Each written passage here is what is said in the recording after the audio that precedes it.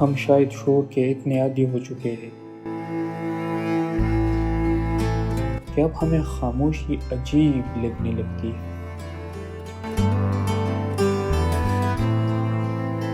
کبھی کبھی سکون کسی جگہ میں نہیں ہوتا بلکہ اس فاصلے میں ہوتا ہے جو انسان دنیا کے شور اور اپنے درمیان پیدا کر لیتا ہے۔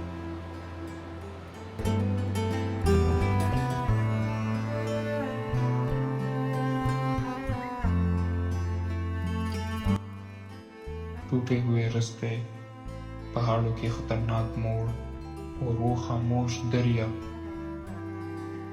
جو پورے سفر میں آپ کے ساتھ چلتا رہتا ہے۔ مگر عجیب بات یہ ہے، جتنا رستہ مشکل ہوتا جاتا ہے اتنا ہی انسان اس وادی کے قریب محسوس کرنے لگتا ہے۔ شاید اس لیے کیونکہ زندگی کی سب سے خوبصورت چیزیں اکثر مشکل کے بعد ملتی ہیں۔ کیلاش میں آ کر انسان کو ایسے لگتا ہے جیسے دنیا کچھ دیر کے لیے پیچھے رہ گئی ہو، جیسے انسان باہر کی دنیا میں نہیں بلکہ اپنے اندر واپس آ گیا ہو۔ یہاں وقت کا تعین گھڑی کی سوئیوں سے نہیں کیا جاتا بلکہ وقت کا تعین گھڑیال کے بجائے شام کی دھندلوں سے محسوس کیا جاتا ہے۔ I first came to Kailash almost 7 years ago, and since then I have returned more times than I can remember.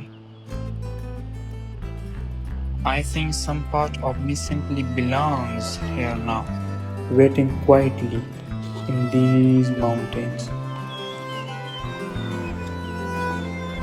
And maybe that's why Kailash never felt like just a place to me. It felt like a state of being.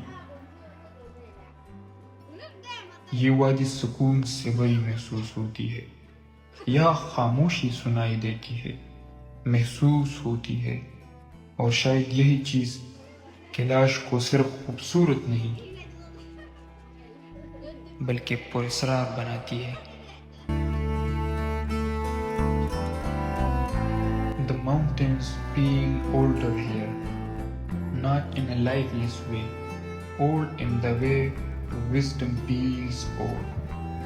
Silent, patient, enduring, as if these really have been quietly watching generations appear and disappear for centuries.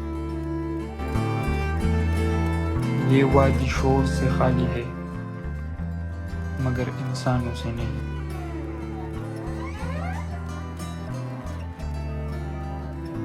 مگر کیلاش کو صرف دیکھ کر سمجھا نہیں جا سکتا، اسے محسوس کرنا پڑتا ہے۔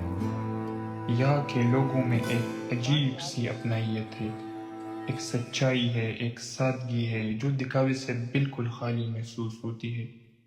لیکن سوشل میڈیا نے ہر ثقافت کو چند سیکنڈز کی ویڈیو میں محدود کر دیا ہے، مگر کیلاش کو صرف دیکھ کر سمجھا نہیں جا سکتا۔